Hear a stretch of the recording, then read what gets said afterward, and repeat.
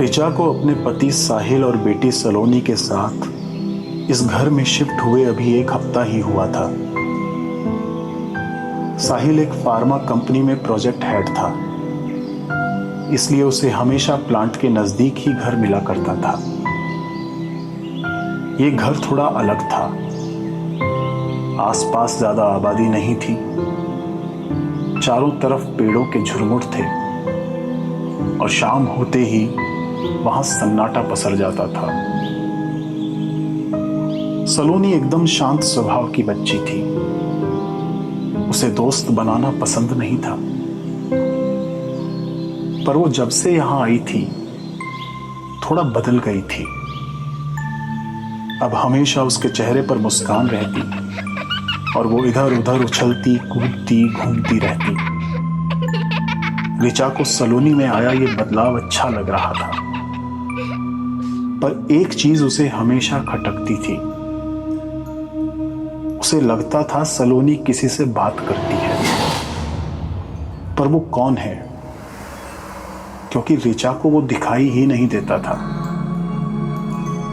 ऋचा ने जब सलोनी से इस बारे में पूछा तो उसने कहा कि वो उसकी एक सहेली है।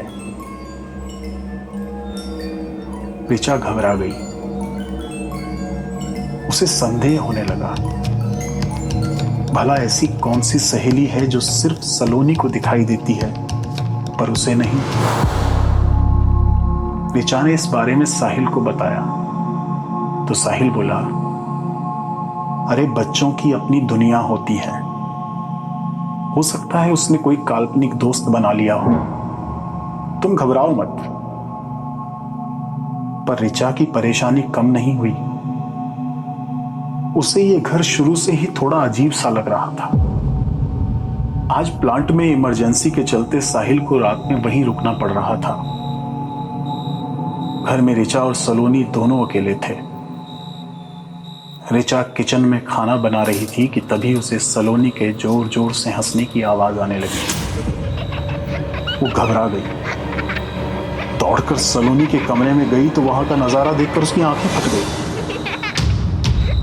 सलोनी बिना किसी सहारे के हवा में लटकी हुई थी, मानो किसी ने उसको गोद में उठा रखा है, पर वहां तो कोई दिखाई ही नहीं दे रहा था। ऋचा चिल्लाई, कौन हो तुम? छोड़ दो मेरी बच्ची को। ऋचा को देखते ही सलोनी बोली, अरे मम्मी, यही तो है मेरी सहेली गुड्डी अम्मा।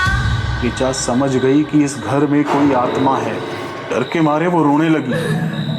उसने आत्मा से गुहार लगाई कि वो उसकी बच्ची को छोड़ दे, पर सलोनी अभी भी हवा में लटकी थी।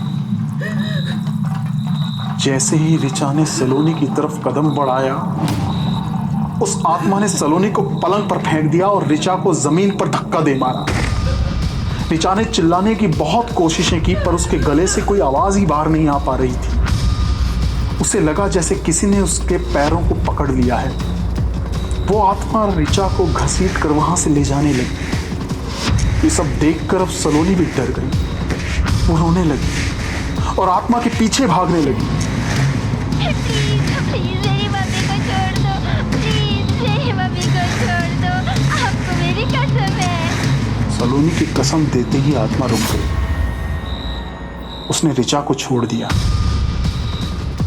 ऋचा ने भागकर सलोनी को गले लगा लिया और रोते हुए उस अदृश्य आत्मा से अपनी बच्ची की सुरक्षा की गुहार करने लगी। उधर से कोई उत्तर नहीं आया। बस ऋचा को अपने माथे पर किसी के हाथ फेरने का एहसास हुआ, मानो कोई उसे आशीर्वाद दे रहा है। ऋचा अपने परिवार के साथ उस घर को छोड़कर चली गई थी, पर उसके जहन में अभी भी एक प्रश्न था, आखिर वो आत्मा किसकी थी?